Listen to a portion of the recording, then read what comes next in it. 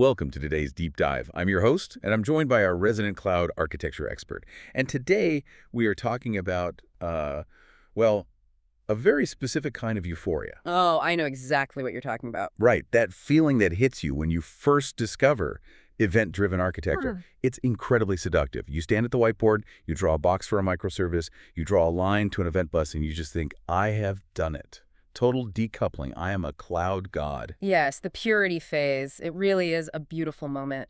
Right up until you actually have to run a transaction that spans, 3 or 4 different services. Yeah. And suddenly you realize you haven't built an elegant system at all. You've built a distributed Rube Goldberg machine. Exactly. And that tension right there is exactly what we're exploring today. We are doing a deep dive into a really great piece of source material. It's from the Mastering AWS Step Functions series by Aaron Rose. And specifically, we're looking at the piece titled The Orchestrator. It's a fantastic breakdown. It really is. So our mission today for you listening is pretty straightforward. We need to figure out when you should use a megaphone and when you really need to hire a conductor. Because according to the source material, a lot of us out there are just shouting into the void and calling it architecture. That is a harsh but entirely fair assessment. I mean, the core conflict we're dealing with here is between 2 patterns that people constantly confuse, or they just use them interchangeably when they really, really shouldn't. And that is choreography versus orchestration. Right. And to ground this whole discussion, the author uses this really helpful narrative device. He introduces us to 2 developers. First, we have Timothy. Timothy. The young idealist. He wants literally everything to be an event. We've all been Timothy. And then we have Margaret, who is the senior engineer, and you can just tell Margaret has been burned by distributed systems a few too many times. Oh, yeah. She has the scars to prove it. So Timothy is at the whiteboard designing an order fulfillment system, and he's doing it the modern way, right? Yeah. He tells Margaret, look, the order service publishes an order-placed event. Right, a megaphone. Yeah. Hey, an order happened. Exactly. And the payment service hears it, charges the credit card, and then it emits a payment process event. Then the warehouse service hears that, packs the box, emits item packed. The shipping service hears that, and on and on. It sounds so elegant on paper. It's that classic smart endpoints, dumb pipes philosophy. The services are totally autonomous. They don't know about each other. They just react to events. So why exactly is Margaret looking at this beautiful whiteboard with so much skepticism? Because she asks the one question that just completely kills the vibe. She points at the shipping service, which is the very last link in Timothy's chain, and she asks, what happens if the label printer is out of ink and the shipping API times out? And Timothy's answer is probably just, well, the shipping service just retries. Sure, but what if it fails completely? What if the API is hard down for an hour? This is the fundamental problem with choreography, which is what Timothy built. In choreographed dance, if one dancer trips and falls over, the other dancers just keep dancing because they're totally independent. They don't care. Right. But in a business transaction, you can't just keep dancing. The money has already been charged by the payment service. The inventory is locked up by the warehouse, but the item isn't shipping. So you end up in this terrible zombie state. The customer paid for a product they are absolutely not getting. Yep. And think about how you have to fix that in Timothy's model. To clean up the mess, the shipping service now has to emit a specific shipping failed event. Oh, I see where this is going. Right. Now the warehouse service has to actively listen for that specific failure event, so it knows to put the item back on the shelf. The payment service has to listen for it so it can issue a refund. Wow. So suddenly every single service needs to know the error logic of every other service in the entire company. Precisely. You have completely lost the decoupling you were so proud of at the start. The payment service shouldn't need to know that a label printer even exists, let alone have to listen for its specific hardware failure errors. Exactly. You've created a distributed mess where the logic for one single business flow is scattered across 4 different code bases. Good luck debugging that trace ID at 3 in the morning when something goes wrong. Yeah, that sounds like a nightmare. So this is the moment where Margaret wipes the whiteboard clean and introduces the concept of orchestration, specifically using AWS step functions. So let's get technical here. What is the fundamental architectural shift Margaret is proposing? Is it just drawing the lines differently? No, it is a complete shift in control. In choreography, control is totally decentralized. In orchestration, control is centralized. Step functions is essentially a state machine. It's a literal workflow engine. Okay. So instead of service A triggering service B, you have a central brain, the step function that says, service A, do your job. It waits for a success signal, and only then does it say, okay, service B, your turn. But wait, doesn't that just reintroduce tight coupling? Now, this central brain knows absolutely everything about the system. Isn't that just building a monolith but in the cloud? That is the most common counter-argument, but you have to look at what actually happens to the microservices themselves. In the orchestration model, the payment service actually becomes much dumber. Dumber is good here. Dumber is great. It doesn't need to listen for events on a bus. It doesn't need to emit events. It just has a simple API. Charge card, the orchestrator calls it. If it fails, the orchestrator handles the logic. The microservice is actually far more decoupled now because it has zero knowledge of the larger business process it's participating in. I get it. We are moving all that complex routing and error logic out of the application code and pushing it down into the infrastructure, into the workflow definition itself. Exactly. And that definition isn't just a pretty diagram. In AWS step functions, it's defined using ASL, the Amazon States language. Which is JSON-based, right? Yeah, it's a JSON-based language where you explicitly define your states, your transitions, retries, error handling. It's executable code, but it's entirely visual. And that visual aspect is something the source material really emphasizes. Margaret calls it a visual audit trail. Why does that matter so much in practice? Imagine you're the one on call at 3 a.m. In Timothy's event-driven world, you are grepping through CloudWatch logs across 4 different Lambda functions, just trying to piece together a basic timeline. You're asking, did the event fire? Did the event bridge rule match? Why didn't the consumer pick it up? It's the murder mystery method of debugging. It really is. But with step functions, you just open the AWS console, you find the failed execution ID, and you see a visual flow chart right there on the screen. All the steps that succeeded are green. The step that failed is red. That's incredibly satisfying. It is. You click the red box, and you can see the exact input and output JSON payload at the exact moment of failure. You don't have to reconstruct the crime scene. The system preserved it for you perfectly. That sounds like a massive operational win for any team. Hmm. But I want to go back to what we can call the Margaret question, the failure scenario. The printer is broken. How does a state machine actually handle that any better than the event bus did? It handles it natively through 2 main features, retry policies and catch logic. And the crucial part here is that this is configuration, not code. You do not write a while loop in your Python Lambda function to retry the printer. Right, because you pay for that compute time while it's just spinning and waiting. Exactly. Instead, you tell the step function, if this specific task fails with a network error, wait 3 seconds, then try again. And the source mentions exponential backoff here. Yeah, that's standard best practice. You really don't want to hammer a failing service and make the outage worse. So you wait 3 seconds, then 6 seconds, then 12. Step functions handles all that math and timing for you. You just set the parameters in the ASL. It keeps your actual application code completely clean. Your Lambda function just tries once, fails, and exits. It doesn't know anything about retries. Okay, I love that. But what if it's not just a network glitch? What if the printer is literally on fire and retrying 10 times isn't going to fix anything?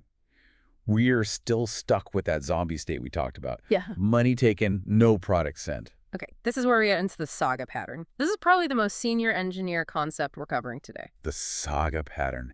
It sounds incredibly epic. It is the definitive solution to distributed transactions. Look, in an old-school monolithic database, you have A-to-D transactions. If one part of a complex query fails, the database just rolls everything back automatically. It's atomic. But in a distributed cloud architecture, you don't have that magic. You cannot roll back a Stripe credit card charge and a DynamoDB entry in one single atomic move. So you're forced to manually undo it. Right. But doing it manually in your code is a trap. The saga pattern formalizes this whole process. In step functions, you define a catch block, very much like a try-catch in traditional code, but at the workflow level. So if the ship item state fails after all its retries are exhausted, the workflow transitions to a compensating transaction. A compensating transaction. So that's basically the cleanup crew. Yes. The workflow automatically triggers a totally new path: refund payment and release inventory. It systematically runs those steps to bring the entire system back to a neutral, clean state. And the real beauty here is that the payment service doesn't need to know why it's issuing a refund. It just receives a command from the brain saying, refund this ID. Exactly. The complex logic of If shipping fails, then issue a refund, lives entirely in the orchestrator where it belongs. It doesn't bleed into the microservices. Your business data stays perfectly consistent. That makes total sense. But let's play devil's advocate for a second here. We've been talking entirely about automated code execution lambdas, APIs, event buses. But real-world business processes usually involve actual humans, manual approvals, fraud reviews. Does the step function just sit there spinning its wheels, burning money while a manager is out on their lunch break? This is actually one of my favorite capabilities of the service. It's called the callback pattern. Step functions can actually pause its own execution. Oh. Yeah. It generates a token. You can think of it as a unique secure key, and it sends that token to an external system. That could be an email with an approve or deny button for a human manager. And then the step function just stops. It goes to sleep. It consumes zero compute resources while it waits. Zero compute. So how long can it actually wait?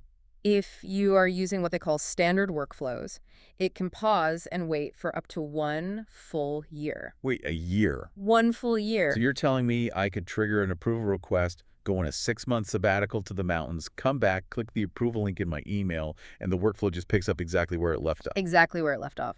With all the state context, all the JSON payloads preserved perfectly from 6 months ago. It is literally state as a service. That is wild. Now, you specifically mentioned standard workflows just then. Is there another kind we need to know about? Yes, and this is a major gotcha for developers new to the service. There are standard workflows and there are express workflows. Standard is what we've been describing this whole time. Highly durable, long-running, exactly once execution guarantees. It's a bit more expensive per transition, but it is incredibly safe. And express workflows? Express is designed for massive volume and short duration. Think IoT data ingestion, where you're processing maybe 10,000 events per second. It's vastly cheaper. But, and this is a big but, it only runs for a maximum 5 minutes. Oh, okay. And you don't get that beautiful visual audit trail for every single execution because at that kind of volume, storing the visual history would be prohibitively expensive. So if I'm building Timothy's order fulfillment system, You absolutely use standard. You want that durability. You want the visual history for debugging orders. But if you're just transforming clickstream logs for a data dashboard at high speed, you use Express. that makes perfect sense. So we pretty much dismantled Timothy's original whiteboard design. We've moved him away from a chaotic shouting match with megaphones, and we've given him a conducted symphony. But I has to ask, is there ever a case for choreography? Or is Margaret essentially saying we should just orchestrate everything from now on? No, not at all. And this is a crucial distinction the source makes right at the end. Orchestration using step functions is strictly for workflows within a bounded context. What do you mean by bounded context? When you have a transaction where step A must happen, then step B, then step C. And crucially, if C fails, you must undo A and B. That tight transactional boundary needs an orchestrator. Okay, so where does choreography fit in? Choreography, using something like Amazon EventBridge, is for communication between different domains. Give me a practical example of that distinction. Okay, let's look at the order fulfillment process we've been talking about. Getting the order paid for, packed, and shipped. That entire process should be orchestrated. It is a single business transaction. But once that process is completely finished, the order is shipped, the box is on the truck, the step function should publish one final event to an event bus.